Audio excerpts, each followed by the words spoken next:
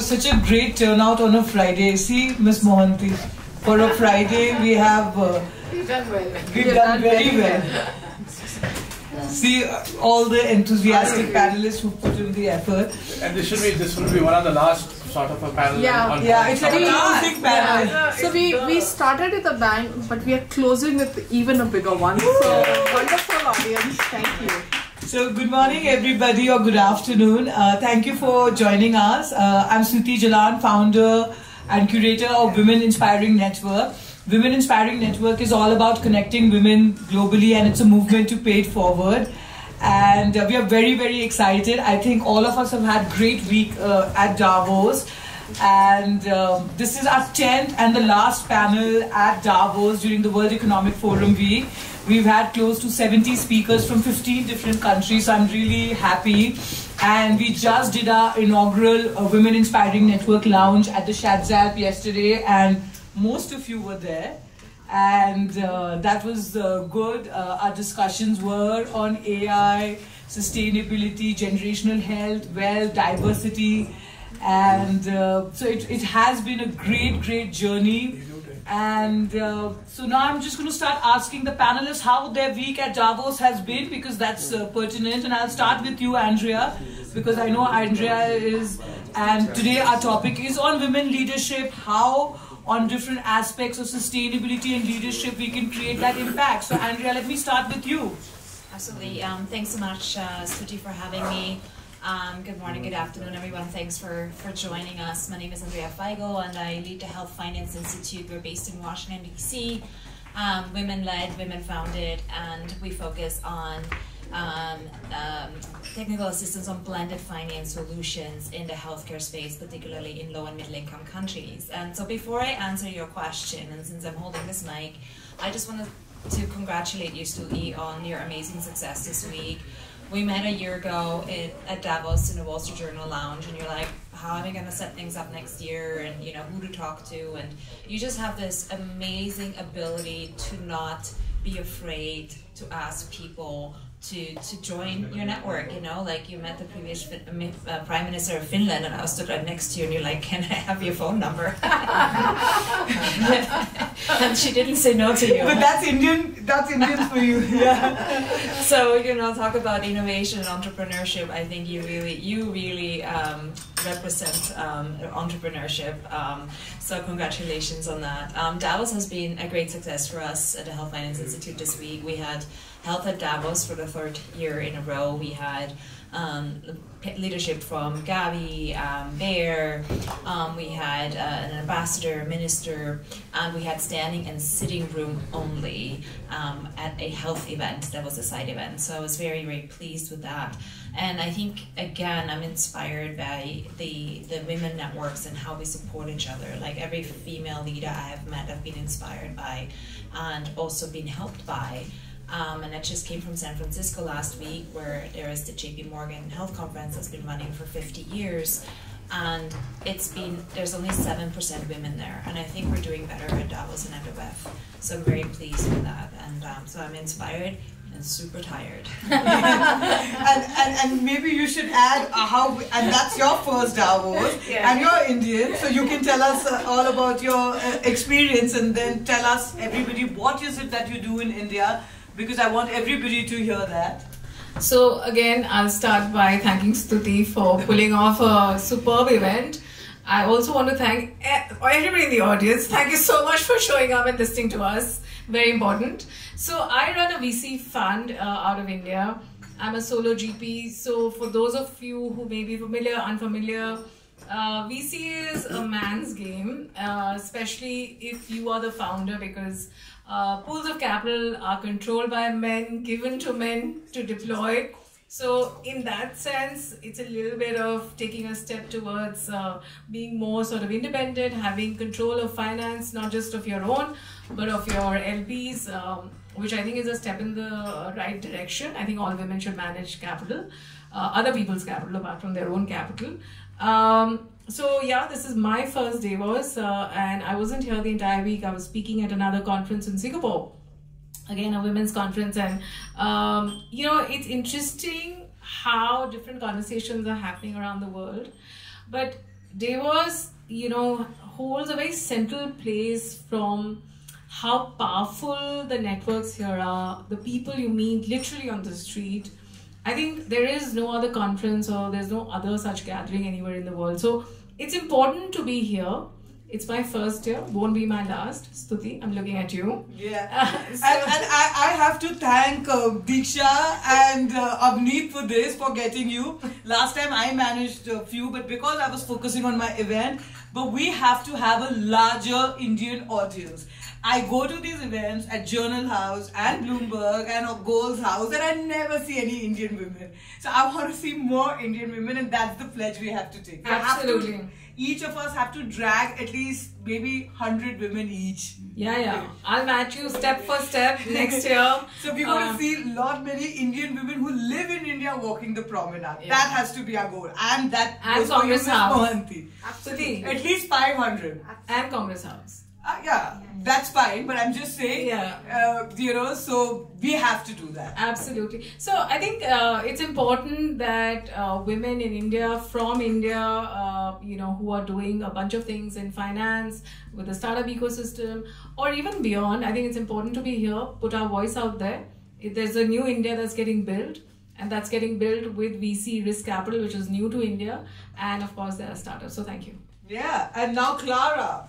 So she's with Philcoin and she has this amazing podcast. It was the Philcoin Penthouse with the view of the Congress. I was amazed. I took some great shots.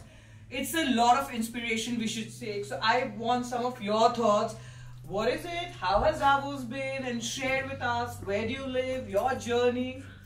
Yeah, so hi everyone, I'm Clara Tsao. Thank you, Women Inspiring Network, for this amazing chance to speak here today and also to talk about what we're doing for women, but also for India.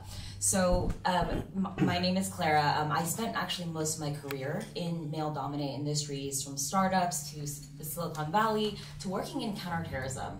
And for me, it's so important that we have more women in the room, but also right now my industry is in cryptocurrency, where 40%, women make actually 40% less than men on most jobs. And there are also very male-dominated chats and circles. In fact, someone in this room I know very well runs a crypto poker night, where often I am the only woman in the room.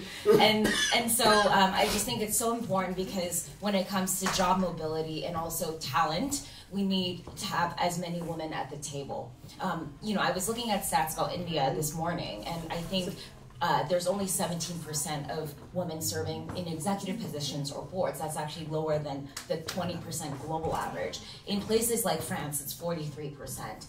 For us at the Filecoin Foundation, we have a majority female leadership team, 3 co-CEOs who are all women, including myself, and we also have a woman majority board. Actually, 44% of our staff are all women, and we're so proud to be able to really make sure that women have a seat at the table and that they feel comfortable being able to drive conversations. We also host around 45 different events around the world just this last year, and we made sure that around 40% of all speakers were also women coming from other spaces. So I think it's so important that people think about representation, because especially in the cryptocurrency and technology market, I've seen so many conferences where it's a panel, where it's all men, and there's not a single female voice. Often, even this week at Davos, I was speaking on a quantum blockchain panel, and I was the only woman there. So on the panel itself. So I think it's up to us in everything that we do as leaders to be able to elevate as many amazing female voices. And thank you to the Women Inspiring Network and Shruti for all the work that you do. Yeah. And now we have Sabine. So Sabine and me have been talking about Davos, and then we bumped into each other outside the India Pavilion, and Sabine just recognized me. We were just talking on phone, and I'm so glad, Sabine, you could join us today and tell us a bit about your journey. And Sabine is one of the veterans at Davos, so she's going to throw some light, or you've been at least coming for more time than all of us. A little And bit, tell yes. us, yes. But mostly when I used to be here, it was as part of my UN network. So I used to be the global strategy head for UN emergency response. Now I am the advisor for MENA, South China and North Latin. But I'll quickly tell you a bit about my journey. It's been largely in the healthcare space. I'm a surgeon. And worked in finance after that. So it's been a bit of a pivot, and my parents hate me for it. So of course, I mean, after being a doctor, they wish that you run a clinic, you are part of a hospital, and so on and so forth. But yeah, for me, Davos has been from two perspectives. One is the whole idea about how we looked at it from a UN perspective, from a policy perspective of governance leading the dialogue. But I believe in the last 5 odd years, we have seen the dialogue being shifted and led by industry, and I think that is amazing. Before we jump into how difficult it is for women to be part of it, because I am from healthcare, as I mentioned, and healthcare is an industry which seems to have more number of women. But if you actually go and look at leaderships, people who own healthcare ecosystems, they are still men, right? And I'm sure we discussed that in a bit, right? So yeah, there's actually stats. So there's stats. Yeah. So it's literally like 78% of healthcare force is female, but like 70% of the leadership is male. So it's literally inverted. Yeah, and that's such And I love the fact that you both are on the two extremes of health, finance, and crypto. No, I mean, I agree, and that is a problem that needs to be addressed first and then solved. We need to have more leaders across industries. Health being one that I know of, I'll tell you a bit about that. That it's something that touches everyone, right? All of us at some point will need help. But if you look at the health industry, especially for women, and we had this dialogue at The Economist, where we talk about femtech and we only talk about gynecology. We only talk about reproductive health. So women is not just two organs, right? A woman's body is very different. Like we actually discussed that an EEG machine that is used today does not work on women because it was never really trained on breast interference. I mean, seriously, even new devices aren't, right? A big device that's making noise, and you would know, right? At JPM, Keiko was something that came out very much. They never trained on any women data set. They cannot detect heart sounds in women. I mean, come on. 51% of the world's population is being disenfranchised, not just from health, but also from a finance perspective. And that brings me to such an amazing thought that, comes up every time we attend such massive global events. That women like Archana, women like Andrea, they are changing the thought process, right? They are changing the thought process that women can be leaders in finance and then drive the dialogue in every direction of women leadership, because until and unless women are part of the dialogue, women's problems are never going to be discussed. Right? Today we are discussing openly about menopause being an industry. Did we do that 15 years ago? Why didn't we? Why didn't we? It was always around, right? It's an inevitability, almost as inevitable as death. But we never spoke about that. Today the pharma industry like Bayer is talking about it in a big way. So I think the dialogue is shifting. Leaders are driving those dialogues. And institutions and events like these are a big place to start that dialogue. But what I really want to drive is that the journey doesn't stop here. Today at the last day of Davos, we are all inspired. Now we need to carry that inspiration into action as we go. Because unfortunately, and this happened to me during the G20 part of it, there were about 300 events that we attended that year. And, after the event, what is something that we need to start discussing today and implement it from tomorrow? Like an action plan. And I'm going to come back to you, Andrea. So now in the realm of health and sustainability, what innovative strategies do you see like women entrepreneurs are looking at it from a global perspective? And how does your organization, Health Finance Institute, support this growth? Thanks so much for these questions. And so just to paint a picture a little bit in terms of the investment landscape and innovation and in women-led companies. So like in VC, we still have like 2% or less of investments in women-led companies, and it's actually even worse when you look at second-time founders. So it's already hard enough for first-time founders for women. It's even worse for second-time founders. and the opportunity, the market potential is in the billions, if not trillions of dollars when it comes to investments in health and women's health. And for this year, it was the first time menopause was actually discussed and at Davos, and I was very fortunate to be part of that discussion by Bayer and the WEF. And so there's a couple of issues around investing in women's health. And one is that we have too few scientific studies, clinical trials that study women. So one of the calls to action coming out is really to invest in women and to study women, that we recruit women to clinical trials, that it is mandatory for trials to look at major health issues, to include at both life-saving and life-improving therapies to have sex disaggregated data. And right now we're looking at less than 30% of clinical trials in the US that actually have sex disaggregated data.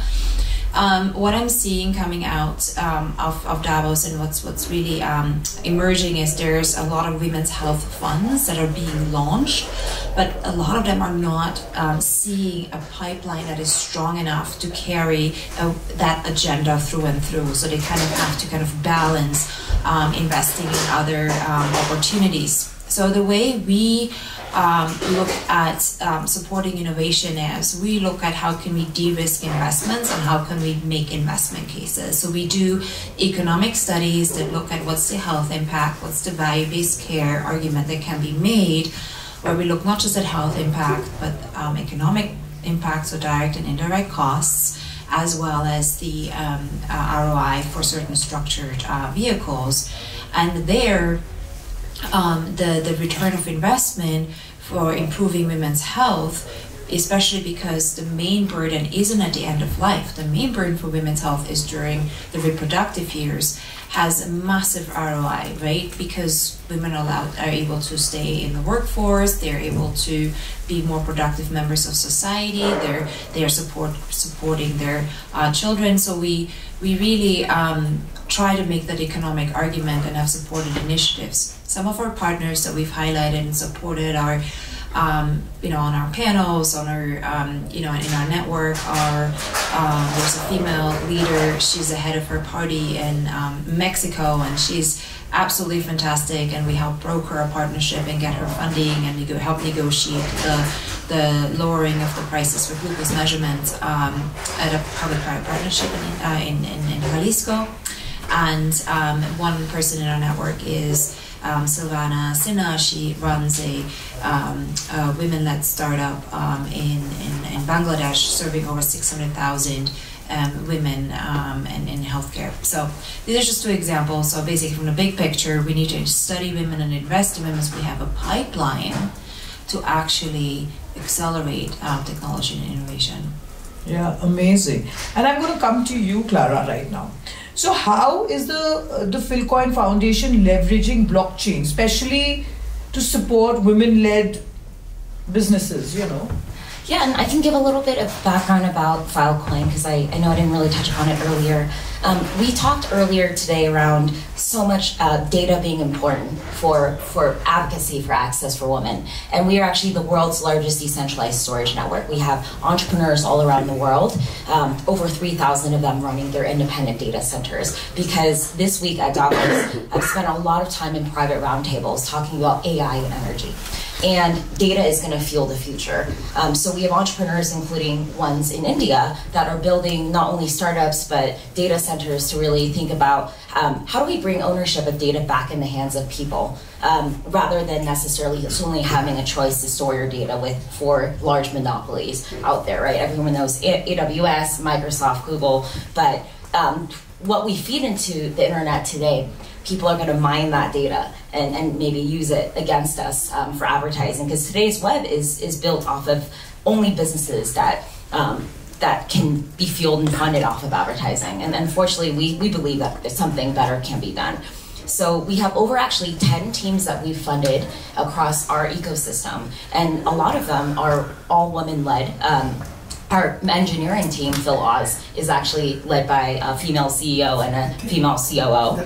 And we also have done a lot of things around making sure that there's access to key public data that no government or no entity should ever take down. So this, just this week, we announced doing the end of the year crawl. So every time there's an administration change, and this is especially important in the US, we help back up all the government data from the US and also from different places around the world. We've working with the Smithsonian Institute to look at historic data.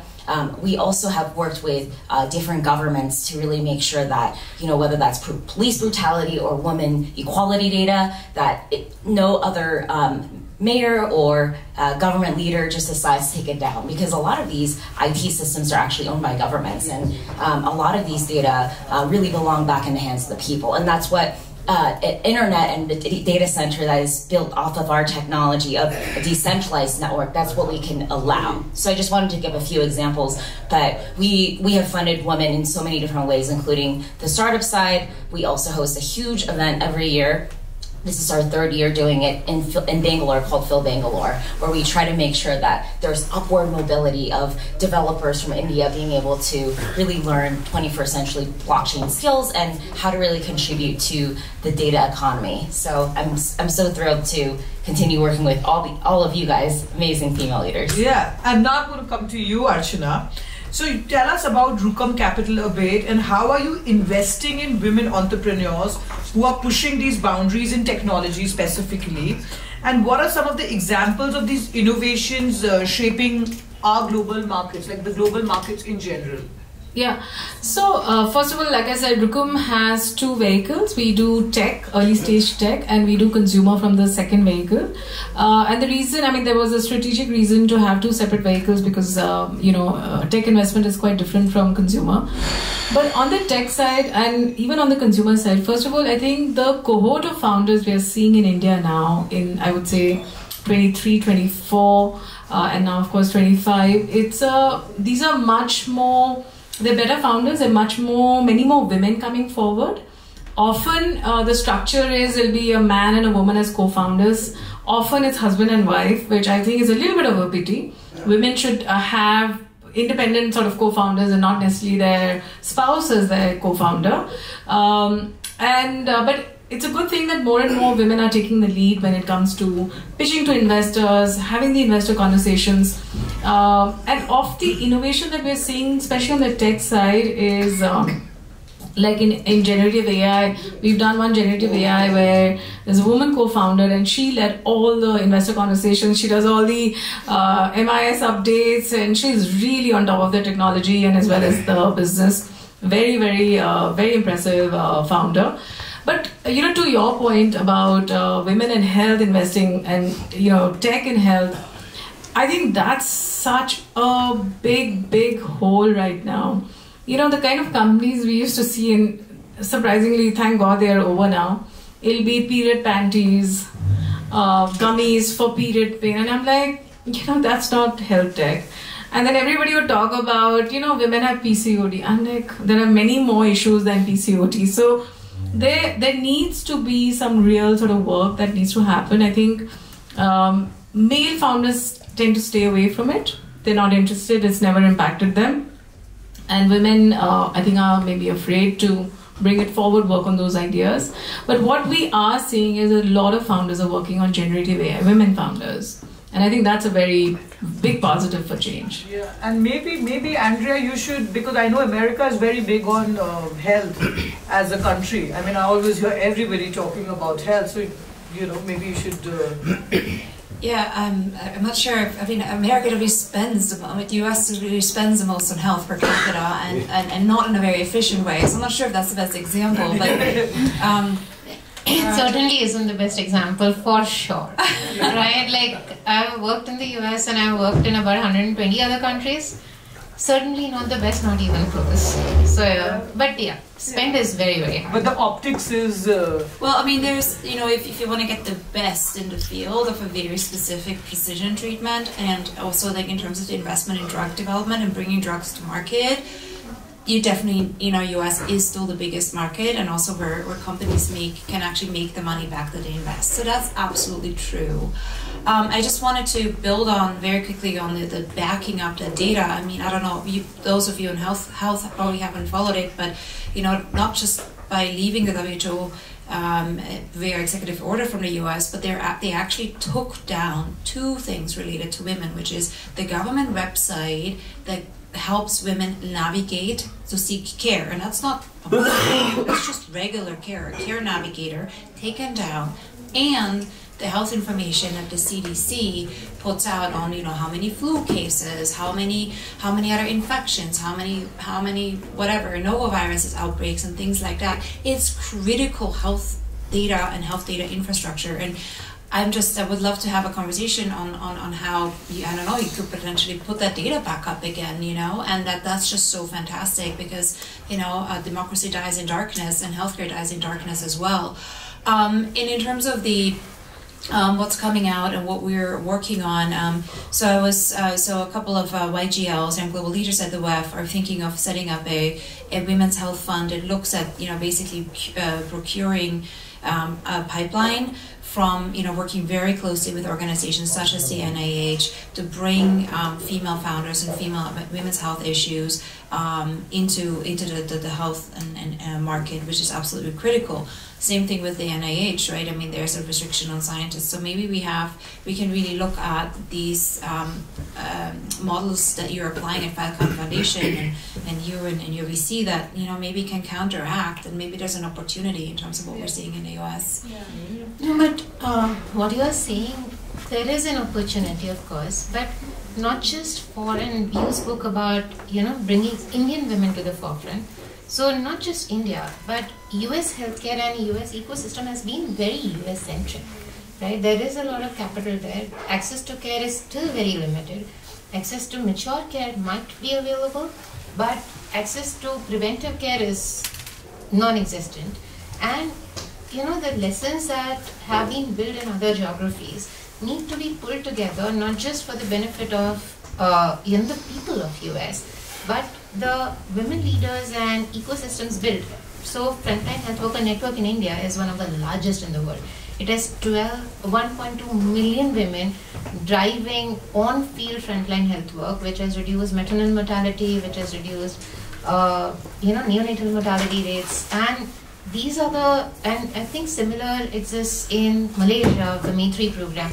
Similar exists in Indonesia and Brazil as well, where a network of women-led frontline health worker networks are changing the scene of preventive care, right? Changing the way insurances are structured. And I think that is because the goal of healthcare, I mean, I'm sorry because healthcare has been a passion for so long, but the goal of healthcare is never building the best hospitals. In fact, I was going to ask you also, you know, the work which you've done for UN, and how can we enable women to sort of drive these global innovation in tech, sustainability and health space? Actually, that was one of my questions, so I thought you could sort of elaborate on that. No, of course. I mean, see, the point is that we always have looked at capital first. So first of all, I wanted to, you know, just add on something that Ashna said. This is not only a personal belief, but also data backed, that women are some of the best financial managers in the world. Right? Women are inherently fiscally conservative. They exercise control over resources in far more, you know, far more interesting way, and deploying resources in a very, I would never say conservative, but in a way that actually, no, in a way that is judicious. That's correct. So judicious expenditure of resources and understanding need from a completely different perspective is what women in finance actually bring about. And leaders like you are actually driving that narrative globally, as obviously we are on a global platform. But it's time that we stop talking about, you know, both tech, health and every other industry only from the perspective of the global north. We really need to look at the 70% of population that exists in global south. Women leaders in the global south, women political leaders in the global south, women achievers in the global south, right? The story has to change, and it should have changed yesterday, but we definitely need to change that now. Of course, we will do that. Yeah. I think there's discrimination on 2 counts, right? I think for women, especially in the global south, there's discrimination on 2 counts. One is gender and one is geographical location, right? Yes. And that's terrible because, you know, some of the data sets, let's say, I mean, you know, there is work that starts, but probably it'll be in the global north and not the south. So again, we'll be left out of the party, so to speak. And I'm just going to ask my last question to you because I know you're a bit... Yeah, there's just, before the answer, so there is an initiative, it's called The Missing Billion, and there's an organization that's trying to set up $1 billion fund for women, women founders, and they're having, like, they're basically, India is one of their focus countries, for example, so again, just one initiative, but there is a little bit of movement, so anything I can do to connect or help, let me know. Oh, please. Oh, that'd be great. Definitely. Both of us are Yes. Andrea's a great connector. Thank you, Andrea, for offering that. And I think everybody, even people in the audience, want to get connected. Right? Andrea, so you have a big fan following in India now. So can you share some of the success stories of women-led initiatives, especially in your space, and you know, you've come across in the health space, some which you may have facilitated, and you know, that's my question. Yeah, so we were talking 2 days ago with Marianne. She's a female leader at Gavi, which is a Global Alliance for Vaccines. She helped raise $18 billion for the Global Fund, so I think that that's like a success story in and of itself. And then drone delivery of vaccines that they're supporting has also been rising out of female-led initiatives. And I think the company Parva Health that I mentioned by Silvana Sinha, again, like she runs clinics in Bangladesh that are bigger than like the largest hospital systems in the clinical systems in the United States. So just a few examples. Yeah, and I want to ask you, Archana, about, you know, what has your company done for women entrepreneurs on a global scale? If you can cite some examples, that would be great. So sadly, not much is what I like to say. There's Diksha's like... You've done a lot. She's shocked. I just want to say this, that there are, I mean, if it's tough to be a female founder, it's even tougher to be a female investor. And I think the fact that you are today there, you've built a VC fund, you're onto raising your third, fund, I think that's incredible. It is not easy. It's a man's world. And I think for a lot of women founders, because, you know, we run a network that supports them, when they see more women in power of funding and finance, I think they feel comfortable to approach, right? It's always an easier conversation to feel like, yes, there are investors that are women as well. So I know that Rukum does a lot of consumer work, but also Rukum does a lot of work with us at Incubate. So you are in turn and indirectly supporting almost 10,000 founders that are part of our network. Thank you. And Clara, I'm just going to ask you, how do you set the intersection of women leadership, blockchain, sustainability, you know, influencing these global markets? And what do you see? How can India play a role? Yeah, I actually wanted to first address a point that Ashna made earlier on generative AI, and this is all tied together. So when we think about decentralized storage and being able to store information in a decentralized way, we can actually track content integrity. And in the age of generative AI, I participated last year here at Davos in a closed panel with a lot of women political leaders who were just struggling to even run for office because people are so harsh on women in the media. If there is something that goes wrong, and with AI, there's a lot you can manipulate to really put them down. And especially in the politics world, they will take anything they can to try to put you down, even more harsh than men. So I will say, I think it's really important that, you know, women are also aware of all the amazing technology that's out there to protect them, and also make sure that, you know, if some photo that is generative AI produced, they know that they can prove that this is manipulated and altered. So I wanted to touch on that point. Specifically in India, we've supported a lot of amazing startups, including one called Huddle 01, which is a decentralized version of Zoom. And, you know, there's amazing women that lead that organization.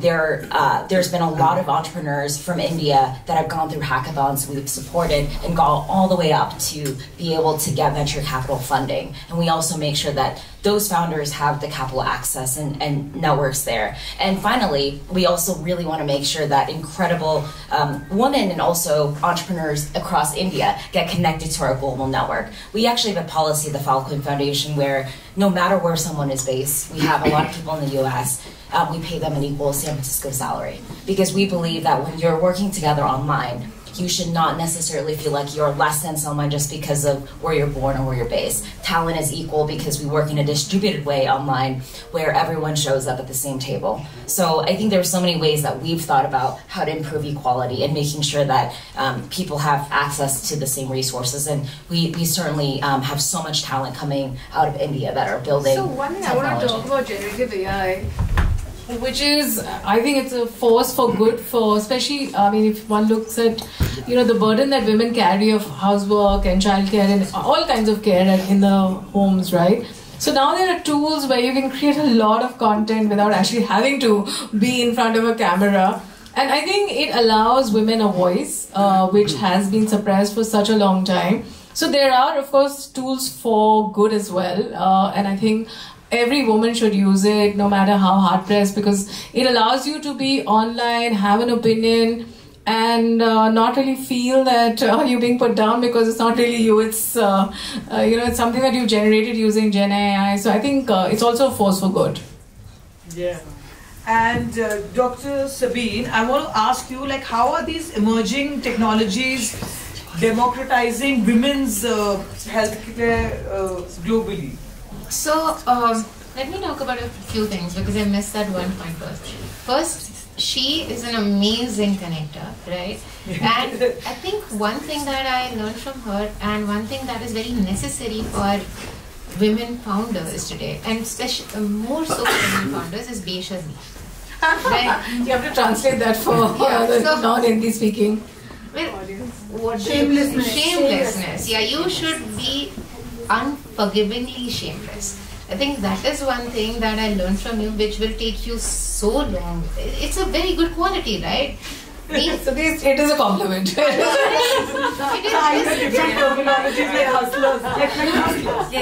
I know what it means. The reason why I'm saying shameless is because you have to go for it. So you need courage and pride to be shameless in asking for resources, shameless in driving change, shameless in voicing your opinion.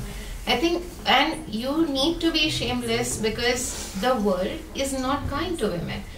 And we all have lived in that world, right, where the world is not kind. Because if we look at emerging tech, we have used AI-based mental health tools to help women. And I'll tell you one very interesting case. We have had mental health and sexual health tools to help ISIL widows who we rescued as a program. So there were 3,000 women that we helped because they were not able to even start to have that conversation. And mental health AI tools really helped them because they were, as you said, not talking to a human. So the biases that they inherently had, the shame actually went away. And I think that is what is the whole idea about technology. Emerging tech from blockchain decentralizing data. And I think, again, the core data sets, the principal data sets in most technology do not include women data sets because women were not part of the story. The data does not historically exist. And now is the time we build on that data, right? Because if we don't, then even something that is not women specific will not have women inclusion because it never was built from that lens. Which is why I think emerging tech and emerging tech leaders today need to drive that point home very shamelessly. That we shameless. That's a word for this afternoon. It's a very positive word, right? And we're sort of reaching the end of our session, and I know it's Friday and Davos is getting empty or almost empty. So I want you all to sort of give some last thoughts, like a pledge, like 30 seconds each. And we just. I'll go first. Yes. I'm very inspired. Be shameless. That's a pledge for today. Okay. I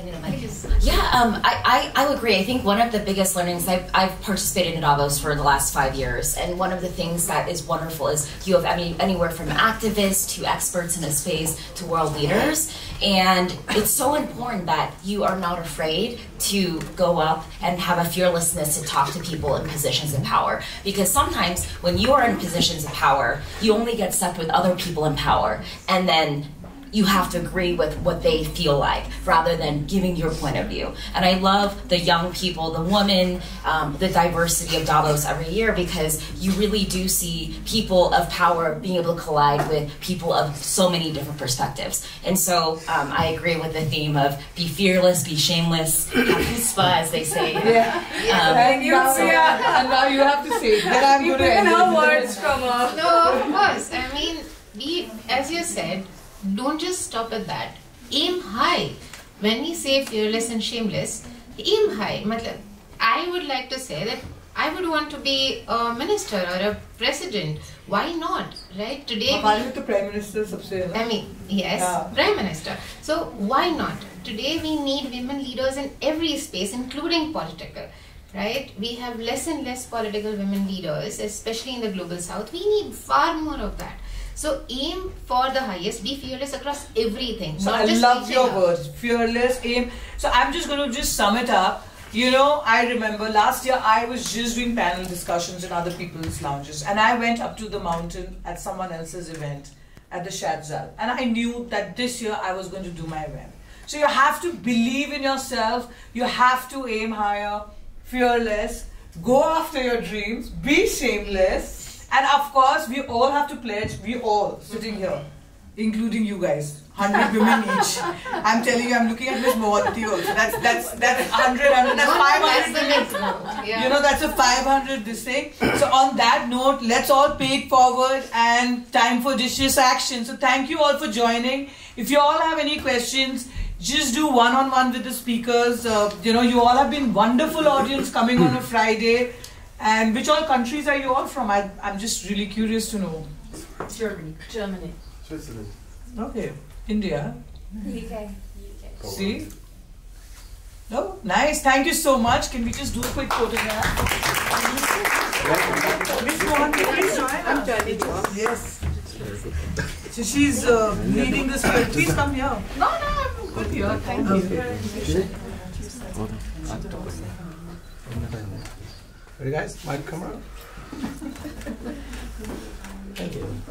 Thank you. Thank you for being a wonderful audience. Got gifts from you. I'm just going to navigate them. Can I show you fairness? Yes, you get gifts from you. Thank you so much, Sabine. Oh, thank you so much. That's okay. Oh no. Thank you. Thank you. Thank you so much. Andrea has left. Maybe you will meet Andrea, or she's No, she's going now. She's packed. She's packed and gone. Yeah, she's gone. She couldn't make it. She left early. I gave her the Oh, you gave her. which is Miss Train.